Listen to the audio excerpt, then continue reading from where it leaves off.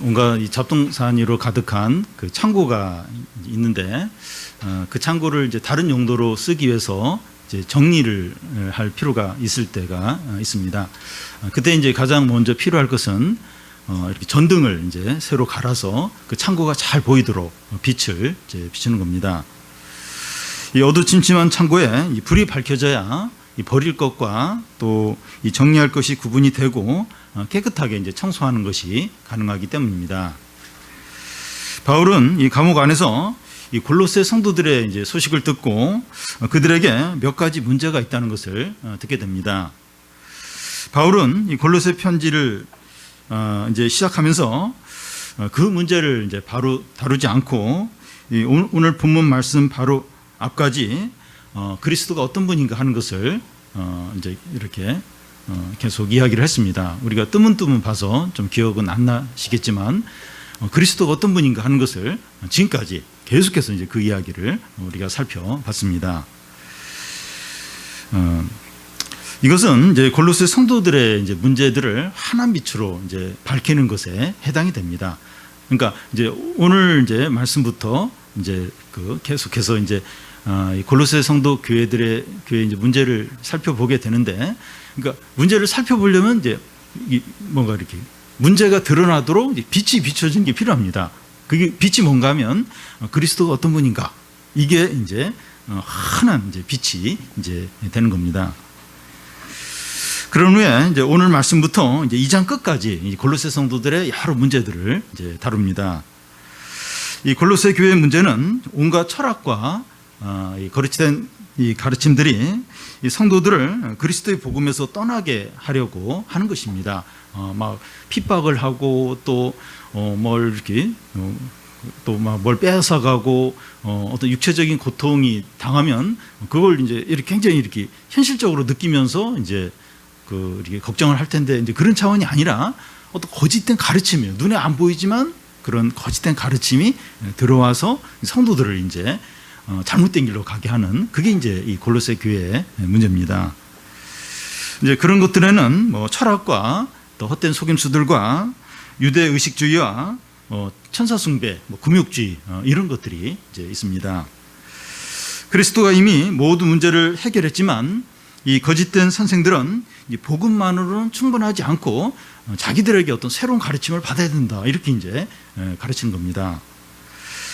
바울과 이 거짓 선생들의 이제 영적인 싸움이 있는데 그 내용이 뭔가 하면, 바울은 그리스도가 모든 일을 다 이루었고 그리스도 안에 모든 것이 있다, 이렇게 이제 가르치는 반면에 거짓 선생들은 그리스도를 믿는 것만 부족하다는 거예요. 그건 부족하고 자기들에게 새로운 가르침을 배워야 한다, 이제 하는 겁니다. 그러니까 이단하고 이제 우리가 믿는 우리 신앙하고의 차이점은, 그 이단들은 이제 우리가 알고 있는 복음 말고 자기들이 어떤 이렇게 발견한 그걸 더 배워야 된다는 거예요. 오히려 그걸 더 우선적으로 여겨요. 신천지 같은 경우 자기네들 성경 공부가 있어요. 그걸 배워야 된다. 그거 이만희가 이렇게 발견한 진리를 그 배워야 이제 그 14만 4천 그 성도들 안에 들어간다. 그렇게 이제 가르치는 거예요.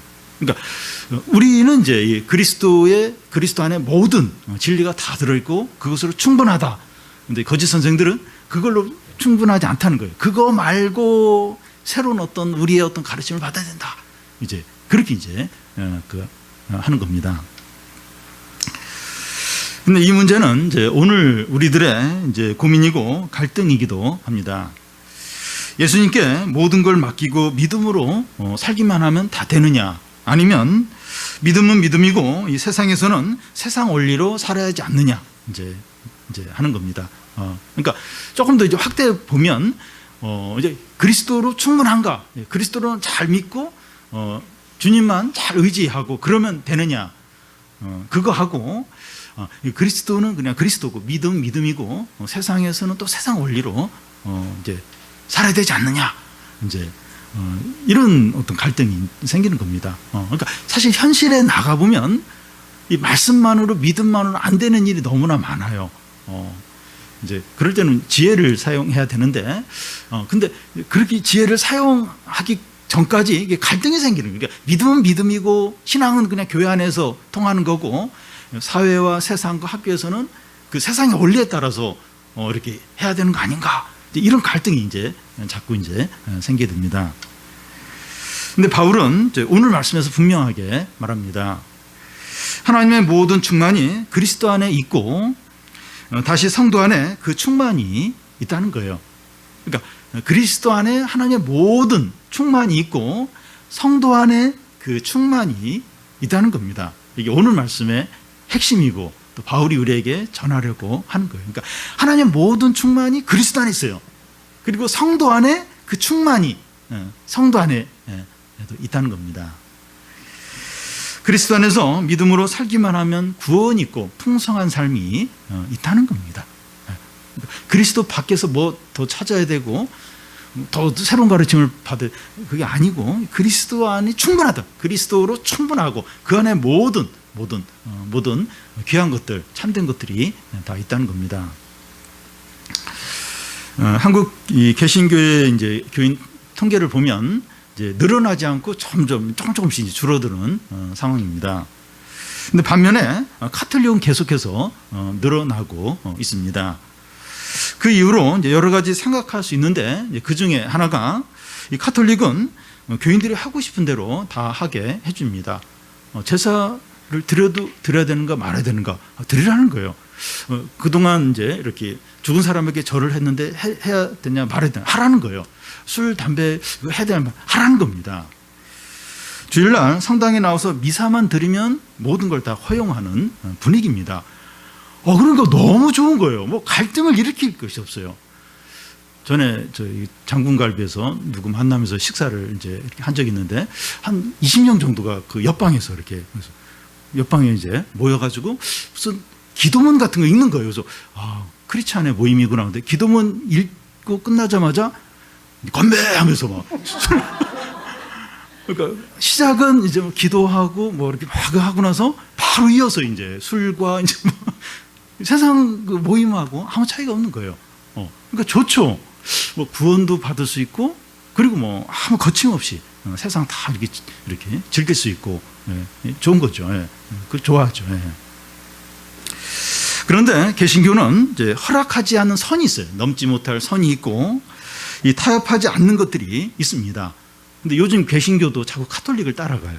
그냥 교회만 나오면 주일 성수만 하면 다른 건 다 해도 괜찮다. 점점 이 개신교도 이제 카톨릭을 따라가는 게 문제인데요. 근데 이 말씀 중심에 아주 이렇게 그 신실한 그런 교회들은 이 교인들에게 구별된 삶을 요구합니다.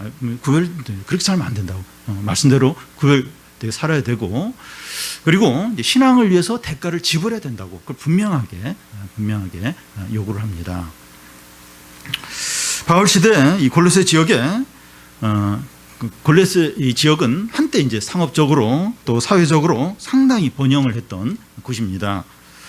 그곳은 이제 국제적인 성격을 띤 다양한 문화와 종교들이 많이 이렇게 이제 모였습니다. 열광적인 종파들과 이제 신앙 종교들이 그곳에서 활동을 활발히 했습니다. 여러 종교가 모이니까 사람들이 이제 하는 게 뭔가 하면 종교들을 분류를 해요. 분류를 하는데 기독교도 그냥 신흥 종교 중에 하나로 이제 분류를 이제 했습니다. 바울은 이런 골로새 상황에서 오늘 본문 말씀을 하고 이제 있습니다. 그러니까 다양한 종교들이 막 있는데 사람들은 선택을 해야 되는 거예요. 종교들이 많은데 우리가 뭘 믿을까? 기독교는 다른 종교하고 무슨 차이가 있을까? 다 비슷한 거 아닌가? 자꾸 이제 골로새 성도들도 막 그런 생각을 이제 하려고 하는 거예요. 그런 가운데서 이 바울이 오늘 말씀, 우리가 지금 보는 오늘 말씀을 하고 있는 겁니다. 8절을 보면 우리 같이 한번 읽겠습니다. 누가 철학과 헛된 속임수로 너희를 사로잡을까 주의하라. 이것은 사람의 전통과 세상의 초든 학문을 따름이요 그리스도를 따름이 아니니라. 이 철학이라고 하는 말은 수학에 보면 피타고라스 이제 정리가 나오는데 이 피타고라스라는 사람이 처음으로 철학이라는 말을 사용했습니다. 철학은 지혜의 사랑이다 이제 이런 뜻인데 이 피타고라스가 이 철학이라는 말을 사용하면서 그가 이제 한 말은 이 하나님만 지혜로우시고 사람은 도무지 지혜가 없다. 철학이라는 말을 사용하면서 그 말을 했어요. 하나님만이 지혜롭고 사람에게는 참된 지혜가 없다. 이제 그런 말을 이제 함께 했습니다. 그러니까 이 피타고라스가 철학이라는 말을 하면서 의도한 것은 인간의 부족함과 신령한 계시의 필요성을 느낀다는 겁니다. 그러니까 이 철학이란 말을 사용하면서 인간은 너무 부족하다는 거예요. 그래서 신령한 지혜가 필요하다. 이런 의미에서 이제 철학이라 이런 말을 사용했습니다. 근데 그 이후로 사람들은 이 피타고라스의 의도와는 전혀 다르게 이 철학을 통해서 깨닫는 것을 절대적인 진리인 것처럼 숭상을 하기 시작한 겁니다. 그러니까 철학이란 말을 사용하면서 이렇게 사고하고 이걸 의도한 이 피타고라스의 어떤 그거는 전혀 다르게 그 이후부터는 하나님의 어떤 진리도 무시하면서 인간이 생각해내서 어떤 발견한 게 마치 진리인 것처럼 그걸 숭상하는 그런 어떤 분위기로 이제 바뀌어 버린 겁니다. 바울은 이 철학이 어떤 것인지 말하는데 8절 중간에 보면 이 사람의 전통이고 세상의 초등학문일 뿐이라는 겁니다. 그리스도를 믿기 전에 모든 사람은 다 자기 철학을 가지고 있습니다. 모든 사람들은 자기 신념이나 확신이나 의지하는 것들이 다 있어요. 나름대로 다 그 어떤 신념, 의지하는 것들을 가지고 있습니다. 그런데 각 사람이 가지고 있는 철학의 기원이 무엇인가 하면 이 사람의 전통이라는 거예요. 그러니까 사람들이 나름대로 다 자기 어떤 철학을 가지고 있어요. 근데 그 철학이 이제 그 기초, 그 철학이 뭔가 하면 그 기초가 뭔가 하면 사람의 이제 전통이라는 겁니다. 이 오래전에 사람들이 만들고 정하고 또 지키는 관습이나 제도나 사상을 말합니다. 그러니까 사람들이 그동안 지켰던 거, 또 이렇게 가졌던 사상들, 이제 이런 것들이 이제 그 사람들이 갖고 있는 철학의 이제 기초입니다. 우리나라 유교나 바리새인들의 어떤 전통이나 국가나 기업에서 오랫동안 지키고 있는 제도 같은 거, 이런 것들을 이제 가르칩니다. 이런 것들은 다 사람에게서 나온 거예요. 오랫동안 이제 이렇게 지내면서 이제 사람에게서 이제 나온 것들입니다. 그리고 각 사람들이 가지고 있는 철학의 내용이 이제 무엇인가 하면 그 세상의 이제 초등 학문이라는 겁니다. 그 철학의 내용이 뭐냐? 이 세상의 초등 학문이라는 겁니다. 여기 초등 학문이라고 그런 뜻이 이제 헬라어로 이 스토이케이아라는 말인데, 스토이케이아라는 그 의미가 뭔가 하면 뭐 여러 가지가 있지만 이제 그 중 하나가 그 ABCD 알파벳 같은 아주 기초적인 어떤 것을 이제 가리킵니다. 각 사람들이 가지고 있는 이 철학이라고 하는 것은 ABCD 같이 가장 기초적인 것을 이제 말합니다. 무엇인가 이제 많이 아는 것 같은데 세상의 초등학문 수준이라는 겁니다. 그러니까 보면 사람들이 막 똑똑한 것 같아요. 뭐 많이 알고 있는 것 같은데 보면 그 사람이 알고 있는 어떤 지식, 어떤 지혜의 그 철학의 그걸 그 내용, 그 실상을 보면 아주 기초적인 어떤 그런 걸 이제 알고 있다는 겁니다. 10여 년 전에 이제 돌아가신 우리 성철 스님이 유명한 말을 했는데요. 산은 산이고 물은 물이로다. 여기에 무슨 깊은 뜻이 있는지는 모르겠어요. 그렇지만 산은 산이고 물은 문이다. 이런 수준이에요. 그냥 오랫동안 고행을 막 잠도 안 자고 막 하면서 깨달은 게 뭔가 하면 산은 산이고 물은 물이로다. 모르겠어요. 제가 그분의 어떤 사상을 더 그 안에 또 심오한 뭐가 들었는지 모르겠어요. 근데 물은 물이고 산은 산이다. 이걸 이제 오랫동안 이렇게 잠도 안 자고 하면서 깨달은 게 이제 그겁니다.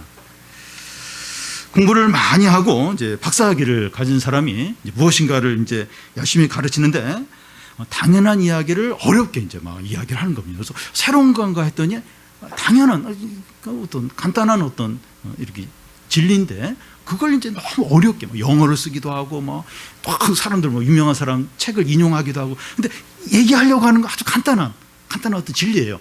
당연한 어떤 이야기를 자꾸 어렵게 이제 가르치는 경우가 많습니다.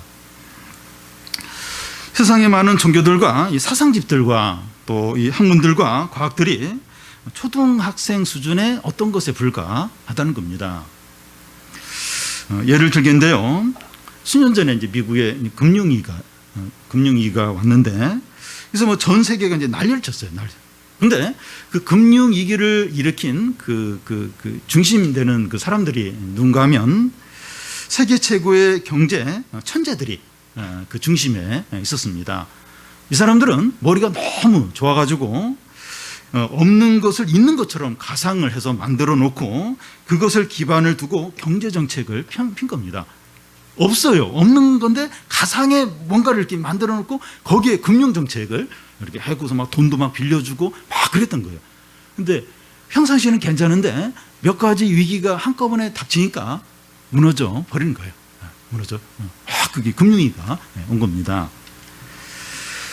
그들이 이제 경제의 기본 원리만 지켰어도 대형 은행들이 부도 사태가 나는 그런 일을 오지 않았을 겁니다. 근데 없어요. 아무것도 없는 건데 가상의 뭔가를 만들어 놓고 거기 금융 정책을 세워 놓고 막 돈도 빌려주고 막 모기지 정책 그런 걸 막 이제 했던 거예요. 그러니까 경제 어떤 기본 원리만 지켰어도 그런 대형 은행이 부도나는 일은 이제 없었다는 겁니다. 세계 경제를 이끄는 사람이 아주 똑똑하고 뭐 천재이고 다 하버드 출신이어야 되고 그런 것이 아니라 그냥 경제 원리만 좀 이렇게 제대로 알고 그것만 지켜도 웬만한 뭐 나라 경제나 그런 건 한다는 겁니다. 근데 너무 머리가 좋고 너무 하니까 엉뚱한 걸 하는 거, 엉뚱한. 예. 그러니까 막 국가가 더 어떤 위기에 이제 빠지는 경우가 많다는 겁니다. 유명한 교수나 시인이나 작가가 이 책을 많이 내고 강연을 많이 하는데 그가 주장하는 어떤 주된 내용 아주 뭐 엄청난 걸 가르친다고 해서 가서 이제 들어보면 욕심을 버려라, 또 이웃을 사랑하라, 또 고난을 뭐 이렇게 인정하라. 그러니까 결국 그런 거예요. 결국 이제 그런 내용인데 여러분 그런 내용은 우리가 성경 말씀 가운데서 얼마든지 그거보다 훨씬 깊은 그런 진리를 듣고 있죠.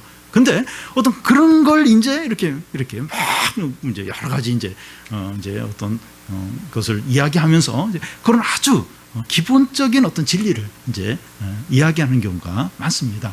그러니까 진리의 그림자를 이제 열심히 막 이제 전하는데 우리가 아는 그 성경 지식에 비하면 너무 이제 간단한 거예요. 간단하고 너무 어떻게 보면 수준이 낮은 그런 거인 경우가 많습니다. 그런데 이제 사람과 세상에서 이 나온 철학들이 성도들을 사로잡는다는 겁니다. 그러니까 분명히 세상과 이 사람에게서 나온 철학은 아주 이렇게 뭐 수준이 낮은 거예요. 근데 그게 이제 성도들을 이제 사로잡는다는 겁니다. 너희를 사로잡을까 주의하라. 여기서 사로잡을까 하는 말은 전쟁에서 전리품을 빼앗는 것과 같은 의미입니다. 사람의 생각에서 나온 것들과 세상의 가치관들이 이 성도들의 마음을 전리품 빼앗듯이 빼앗는다는 겁니다. 그러니까 전리품 빼앗을 때 아주 적극적으로 확 그렇게 강탈해가죠. 그런 식으로 이 세상과 사람들에게서 나온 이 철학 이런 것들이 성도의 마음을 확 강탈하듯이 완전히 사로잡아 버린다는 거예요. 그렇게 되지 않도록 주의하라는 겁니다. 어떤 것들입니까? 그런 것들이 어떤 거죠? 이 세상과 사람에게서 나온 철학, 이게 어떤 것들입니까? 이 돈을 벌려면 무조건 이제 집을 사야 하고, 요즘은 뭐 이렇게 나라 어떤 그 정책이 바뀌어서 이게 조금 이제 돈 빌리기가 이제 어려서 그렇게 조금 힘들 수 있지만, 그래도 기본은 그래. 부동산 투자를 해야 돈을 번다. 집값이 떨어지는 예는 없다. 이러면서 그렇게 말하고, 또 승진하거나 성공하거나 부자가 되어야 행복하다. 일단 좋은 대학에 들어가야 자녀의 미래가 보장된다. 돈과 권력과 인기를 얻어야 진짜 행복해진다. 이런 걸 계속해서 이제 이렇게 막 세상에서는 그런 메시지를 이제 전합니다. 이런 것들이 무슨 문제가 되겠습니까? 뭐 이렇게 부동산 투기하고 또 뭐 어떻게 쓰든지 좋은 대학 가려고 하고 성공하려고 하고 그게 뭐 무슨 문제가 되겠습니까? 문제는 이런 생각에 마음을 빼앗겨 버리는 겁니다. 온통 이것만 생각하는 거예요. 그 성도가 이제 주식 투자를 해야 되나 말아야 되나 또 뭐 그런 여러 가지 비슷한 걸 이렇게 고민할 수 있는데, 그러니까 그걸 이렇게 하게 되면 마음을 다 빼앗겨 버려요. 그러니까 밤낮 계속 이 주식 거기에 눈이 가는 거예요. 마음이 가는 거예요. 그 예배를 드리면서도 지금 뭐 무슨 사태가 일어나는데 혹시 내 주식값 떨어지는 거 아닌가? 또 무슨 이렇게 경제적으로 좋은 일이 있는데 그럼 주식값이 올라가겠다. 그러니까 성경 읽으면서도 계속 이제 그런 생각이에요. 거기에 이제 마음을 빼앗겨 버린 거죠. 그러니까 세상은, 이 세상과 사람에게서 나온 철학은 돈과 권력과 인기를 얻어야 행복해진다. 그래서 거기에 올인하도록 계속해서 그런 메시지를 전하고 만나는 사람마다 그 얘기를. 그리고 영화나 드라마를 보면 다 이렇게 부자 돼야, 좋은 집에 살아야, 좋은 차 타야, 그리고 성공해야 완전 행복하고 모든 문제가 다 해결되는 것처럼 그렇게 계속해서 이제 메시지를 전하죠. 너희가 사로잡힐까 주의하라. 사람과 세상에서 나온 가치관들의 포로가 되지 않을까 주의하라는 겁니다. 그러기가 너무나도 쉽다는 거예요. 포로가 되기가 너무나도 쉽다는 겁니다. 그러니까 분명히 믿음을 가지고 있는데 이렇게 그 믿지 않는 사람들하고 같이 이렇게 어떤 모임에서 이야기를 막 하다 보면, 모임하고 나서 돌아보면 공허한 거예요. 내가 지금 믿는 이 신앙이 무슨 의미가 있을까? 그런 생각이 밀려오는 겁니다. 그래서 거기서 들은 말이 계속 마음에 남는 거예요. 그러면서 자꾸 이제 그렇게 하고 싶은, 너희들의 마음을 빼앗기지 않도록 주의하라는 겁니다. 성도라도 이 포로가 되기 쉽다는 겁니다. 몸은 포로가 아니지만 생각과 마음을 빼앗기면 포로죠. 그러기가 너무나도 쉽습니다. 너무 쉽습니다. 누가 철학과 헛된 속임수로 너희를 사로잡을까 주의하라고 하는데, 이 철학은 다 헛된 속임수라는 겁니다. 여러분, 행복이라고 하는 것은 이게 따라오는 거죠. 진정한 행복은 하나님이 주시는 겁니다. 근데 세상은 그렇게 얘기 안 해요. 돈을 많이 벌고 어떻게 해서든지 뭐 성실히 해서 안 되면 뭐 도박을 해서라도 로또 복권을 이렇게 사서라도, 그러니까 돈을 벌어야, 그리고 이렇게요 위로 올라가야, 승진을 해야, 그래 성공을 해야, 인기를 얻어야, 또 세상에 이런 여러 가지 재미를 누려야, 그래야 이제 행복하다고 그렇게 얘기를. 이게 헛된 거죠. 헛된 건데 이게 헛된 게 아니라 진리처럼 여겨지는 거예요. 이게 신앙적인 어떤 그런 기대와 하나님의 말씀, 이것보다도 이게 헛된 건데, 이거 가짜인데, 사단의 속임수인데, 근데 이게 마음을 빼앗기가 너무나 쉬운 거예요. 그러기가 너무나도 쉬운 겁니다. 헛된 속임수에 마음을 빼앗기면 망하는 겁니다. 망하는 거예요. 우리는 뭐 그렇게 한다고 해서 뭐 이렇게 무슨 큰 그게 있을까? 그러면서 이제 마음을 자꾸 빼앗겨요. 마음을 거기 자꾸 둬요. 그게 이제 그 소돔과 고모라가 망할 때 같이 망할 수 있는 거죠. 롯의 그 처가 뒤를 돌아보잖아요. 마음이 이제 소돔에 있잖아요. 그러니까 소돔이 망할 때 같이 이제 망하는 거죠. 그런데 분명히 헛된 속임 쓰고 가짜인데 우리는 자꾸 거기 마음을 빼앗기가 너무나도 쉽다는 거예요. 그리고 이렇게 하는 것은 이제 8절 마지막에 나오는 대로 이 그리스도를 따름이 아니기 때문이라는 거예요. 그리스도를 따르는 게 아니기 때문에 그렇게 하면, 이런 헛된 이 세상과 사람들의 어떤 속임수와 여기에 따라가면 안 된다는, 그건 그리스도를 따르는 게 아니라는 겁니다. 그리스도를 따라가는 것은 좁아요. 그 길이 좁습니다. 편협해 보이고 외골수로 보이고 융통성이 없어 보일 수 있습니다. 그러니까 학교서나 사회서나 친구 사이에서 그리스도만을 따라간 사람은 외골수로 보이고 굉장히 이렇게 편협하게 볼 수 있습니다. 추석 때 믿지 않는 가족들이 이제 그리스도를 따라가는 그런 사람을 보면 너무나 답답하고 어리석게 볼 수 있습니다. 너무 답답해요. 너무 한심하게 여깁니다. 학부모들이 모였을 때 뭐 자녀 교육이나 재테크에 대해서 막 사람들이 막 열띤 이야기를 하는데, 이 그리스도를 따라가는 사람은 할 말이 없는 경우가 있어요. 무슨 말을 할 수도 없고 뭐 모르기도 하고,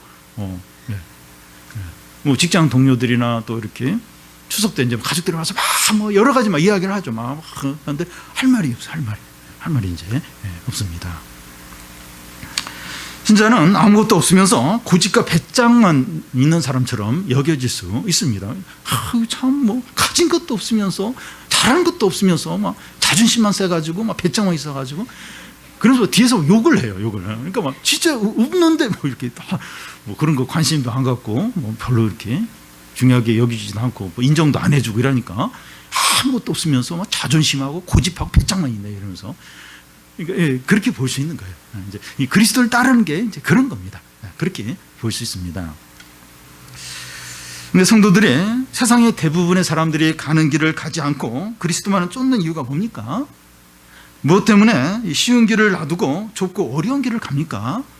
왜 우리 그럽니까? 왜 이렇게 융통성이 없어 보이고 왜 이렇게 좀 답답한, 나도 한 번씩 볼 때 내 자신도 답답하게 보이는 그런 삶을 사는 이유가 무엇입니까?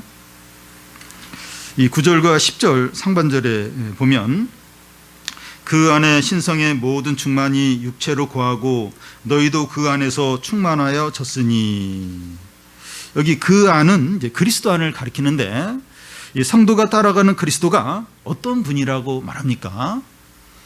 신성의 모든 충만이 육체로 관다는 겁니다. 그리스도가 어떤 분이냐? 그리스도의 정의, 예수 그리스도의 정의가 뭔가 하면 신성의 모든 충만이 육체로 거하는, 이게 이제 예수 그리스도의 정의입니다. 신성의 모든 충만이 육체로 건다는 겁니다. 여기서 신성은 하나님의 모든 것을 가리킵니다. 하나님의 모든 능력과 영광과 지혜와 거룩이 그리스도 안에 충만하게 있다는 겁니다. 하나님의 모든 것, 하나님의 능력과 지혜와 영광과 존귀한 이 모든 것이 그리스도 안에 충만하게 있다는 겁니다. 그리스도는 이제 하나님의 것들 중에서 일부만 받으신 것이 아니라 하나님의 모든 것을 다 받으셨습니다. 그러니까 이제 그리스도가 이제 하나님으로부터 이제 받았는데 하나님 것의 일부만 받은 게 아니라 하나님의 모든 것을 그리스도는 다 받았습니다. 여기서 이제 또 중요한 말이 나오는데, 육체로 거하시고 하는데 예수님이 육체를 가지신 것은 하나님의 충만함이 구체적인 실제로 나타나는 것을 말합니다. 그러니까 예수님이, 그러니까 하나님의 아들이 이제 육체를 입었잖아요. 그 육체로 거하셨잖아요. 이게 이제 뭔가 하면 하나님의 충만함이 구체적인 실체로 이제 나타난 것을 말합니다.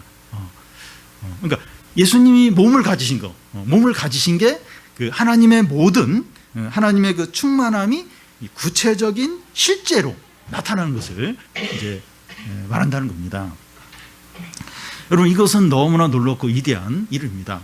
우리가 어떻게 하나님의 어떤 충만함을 이렇게 보고 이렇게 경험할 수 있겠습니까?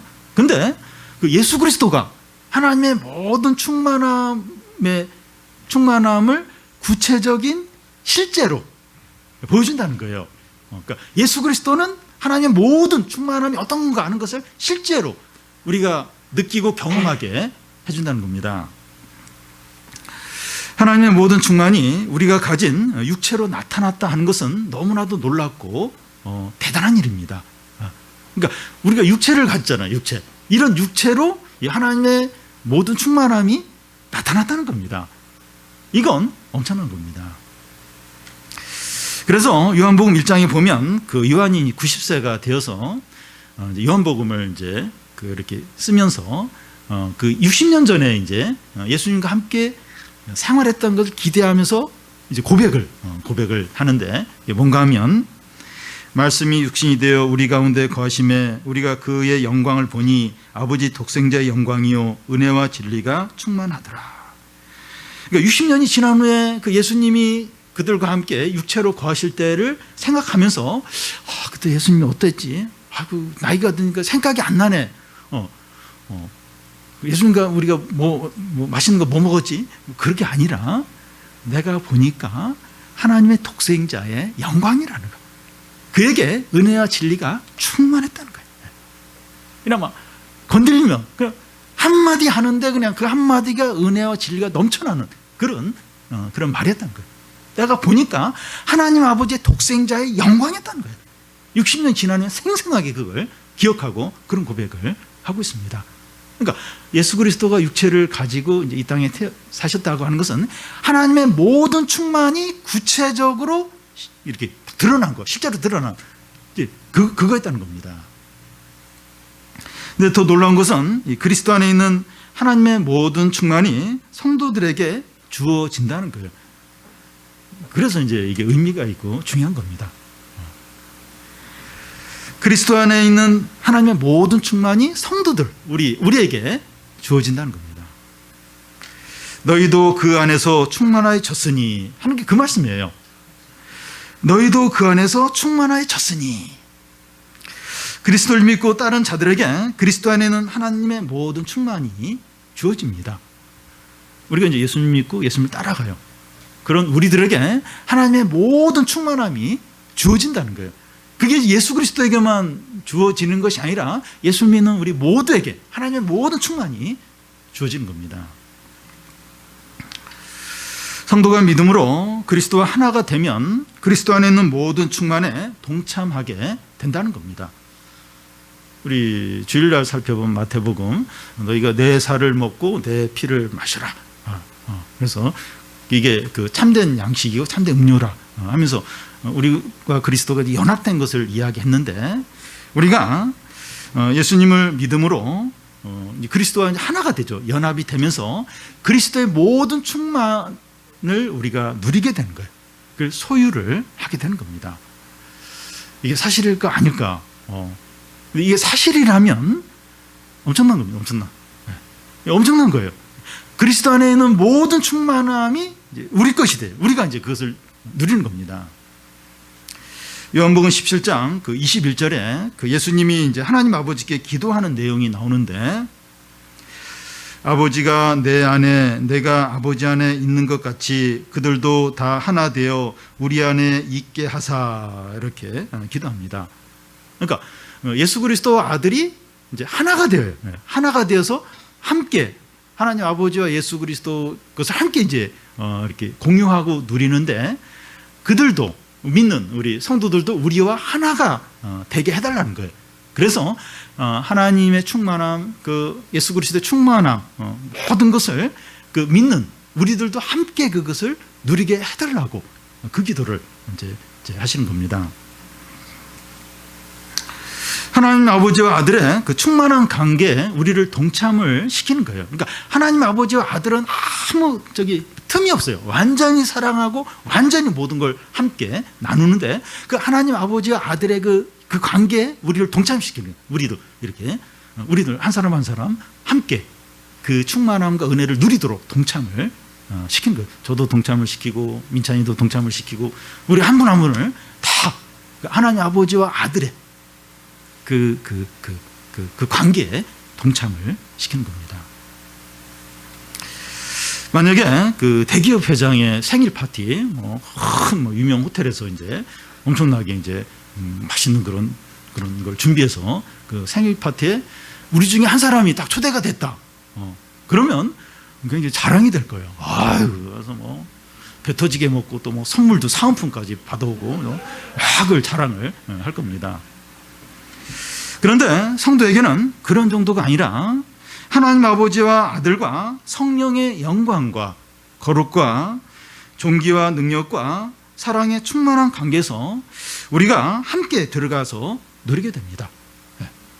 그래서 대기업이나 대통령이나 또 누구의 그런 자리에 초대받아가지고 뭘 많이 누리고 뭘 좀 받아오고 또 거기 이렇게 좀 친해지고 그런 정도가 아니라 하나님 아버지 아들의 그 충만한 모든 거룩과 영광과 지혜와 능력을 누리는 거기 함께 포함이 돼서 그걸 이제 소유한 걸, 그걸 함께 누리고 그걸 함께 즐거워한다는 겁니다.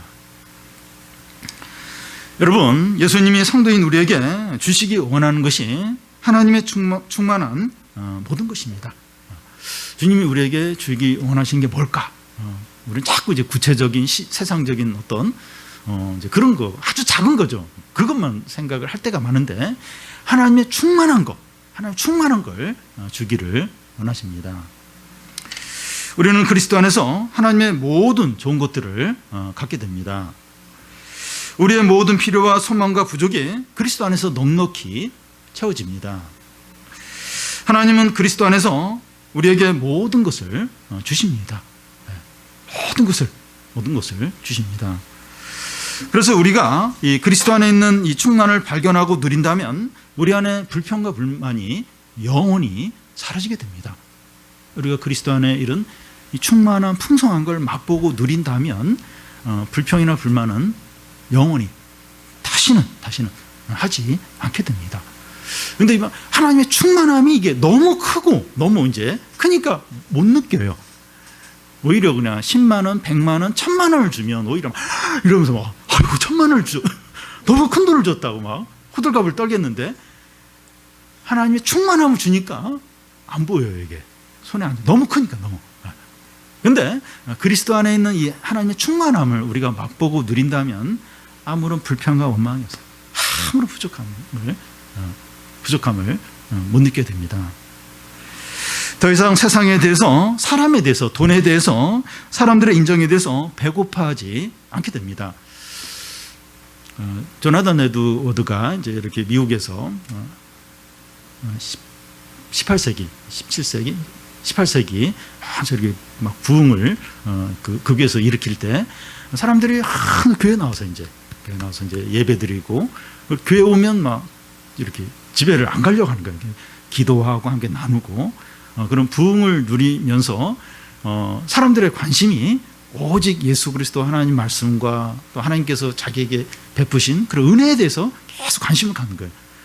그러니까 세상에 대해서 아무런 어떤 이렇게 관심도 없고 세상에 아무런 재미가 없는 겁니다. 세상에 어떤 그런 대단하게 여기는 게 너무 하찮게 여기고 세상의 재미가 아무런 재미도 못 느끼는 겁니다. 그 당시 이제 유럽이나 미국에도 여전히 막 뭐 이렇게 도박도 하고 사람들이 연극, 그때는 영화나 이런 게 없으니까 연극 보고 또 술 마시고 또 여러 가지 어떤 그런 게 있었어요. 그 당시도 오늘날처럼. 근데 사람들이 성도들이 거기에 관심이 없는 거예요. 이렇게 오직 이제 이렇게 함께 모여서 예배하고 찬양하고 진짜 그게 너무 행복한 겁니다. 우리가 그리스도 안에 있는 이 충만함을 맛보고 누린다면 세상에 대해서 배고파하지 않고 뭐 이렇게 뭐 어떤 무슨 재미를 꼭 느껴야 되고 뭘 좀 가져야 되고 그게 무슨 텔레비를 안 봐도 핸드폰 안 해도 되고 이제 그럴 정도로 충만해진다는 거예요. 기쁨이 넘친다는 겁니다. 세상에 대해서 더 이상 배고파하고 막 굶주리고 막 그리워하고 그렇게 하지 않게 된다는 겁니다. 그리고 우리가 이 그리스도 안에서 누리는 충만은 우리 자신의 필요를 채울 뿐만 아니라 더 넘쳐서 우리 주위에 있는 사람들까지 흘러가서 그들까지도 살리고 풍성하게 합니다. 그러니까 이게 전도를 막 억지로 막 전도해야 되고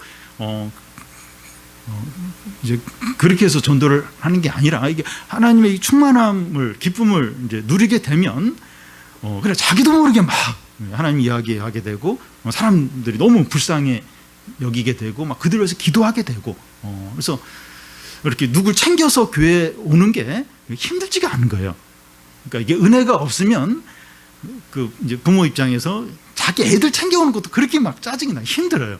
근데 막 은혜가 있으면 남의 집 애들까지 막 해서 막 데려오고 또 데려다 주고 그게 힘들지가 않은 겁니다. 그 안에 이제 성령이 있고 은혜가 있으면 그러니까 이 그리스도 안에 있는 충만함을 누리게 되면 이게 흘러 넘쳐요. 넘쳐서 가족이나 가까운 사람이나 또 이렇게 다른 사람에게 막 흘러가서 그들도 살리고 구원하게 하는 겁니다. 그러니까 성도는 이런 자들이에요. 이런 자들. 물론 이제 눈에 보이는 어떤 그 응답이나 또 이렇게 구체적으로 잘 되는 것도 중요하긴 한데 그게 없어도 그리스도 안에 있는 이 충만함 넘치는 이걸로 이제 만족해하고 그걸로 이제 살아가고 그걸로 함께 나누고 이제 그런 자들이 이제 성도들입니다. 그러면 어떻게 하면 그리스도 안에서 하나님의 모든 충만함을 누릴 수 있습니까? 어떤 단계나 수준에 올라가야 하는 것이 아닙니다. 그러니까 무슨 과정을 다 떼야 되고 또 몇 년이 돼야 되고 또 뭐 성경을 몇 독 해야 되고 뭐 그런 어떤 단계가 있는 것이 아닙니다. 이미 우리는 하나님의 충만함의 일부를 누리고 있습니다. 우리 성도들 많이 누리고 있어요. 일부, 충만함 일부를 지금 누리고 있습니다. 우리에게는 이 남이 알지 못하는 기쁨이 있어요. 기쁨을 지금 그 기쁨으로 살아가고 있고, 경제적으로 어려워도 풍성함이 있고, 어제 이렇게 우리 부인들 모임, 에스더 모임 하는데 그런 고백들을 이제 들었는데, 이렇게 경제적으로 어려운데도 풍성한 거예요. 기쁨이. 경제적으로 어려워도 풍성한 거예요. 기쁨이 있는 겁니다. 자신의 부족을 보면서도 능력 있게 살아요. 진짜 부족한데 침체되지 않고 아주 능력 있게 살고, 미래가 이렇게 불확실한데도 소망을 가지고 사는 겁니다. 그게 가능한 이유가 이미 하나님의 충만함의 일부를 지금 이렇게 누리고 살기 때문에 이런 일이 가능한 거죠. 근데 그럼에도 불구하고 더 풍성하고 온전하게 누리지 못하는 이유가 무엇입니까? 하나님이 주시지 않았기 때문입니까? 아니면 우리가 기대하지 않아서 그렇습니까? 후자이죠. 우리가 하나님의 충만함을 기대하지 않고 귀하게 여기지 않고 구하지 않기 때문에 더 이렇게 좀 풍성하지 못하고 또 항상 풍성하지 못한 겁니다. 하나님의 충만한 은혜와 축복은 뭐 싸구려 물건이거나 뭐 떨이로 이제 이렇게 살 수 있는 것이거나, 이 가전제품을 사면 사은품으로 주는 그런 것이 아닙니다. 부수적인 게 아니에요. 부수적인 게 절대 아닙니다. 하나님의 아들이 피를 흘린 대가로 주신 너무나도 귀한 것이죠. 그러니까 하나님의 충만함, 이건 너무나 귀한 거예요. 그냥 이제 이렇게 뭐 하다 보면 뭐 이렇게 그런 걸 받을 수도 있고 안 받을 수도 있고, 있으면 좋고 없으면 없으면 좀 아쉽고, 그런 게 아니라는 거예요. 그런 게 하나님 아들이 피를 흘리면서 우리에게 주신 거라는 겁니다. 그래서 귀하게 여기지 않고 소중히 여기지 않고 구하지 않는 자에게는 주시지 않는 겁니다. 가장 귀한 거예요. 첫 번째 되는 겁니다. 그래서 가장 귀하게 여기지 않으면 안 주는 거예요. 못 얻는 겁니다. 이 부자 청년이 얼마나 열심히 많았습니까? 근데 그 많은 재산은 포기가 안 되는 거예요. 주님은 그거 포기해야 네가 영생을 얻는다. 그 포기 못하면 영생을 못 얻는 겁니다. 그러니까 이 하나님의 충만함은 가장 귀한 것을, 가장 귀한 것을 첫 번째로 여기고, 간절히 구하지 않으면 못 얻어요. 떨이가 아니에요. 이게 떨이로 그냥 받고 사은품으로 이제 이렇게 겨치기로 이제 이렇게 받게 되고, 절대 그런 게 아니에요. 그걸 그렇게 해서는 절대로 그걸 못 얻습니다.